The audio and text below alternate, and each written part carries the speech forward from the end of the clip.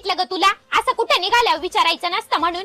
आणि ऐक, मला बरं नाहीये ना, त्याच्यामुळे मी डॉक्टरकडे चाललेले. तू एक काम कर, जेवण कर आणि आजीपाशीच खेळ बर का.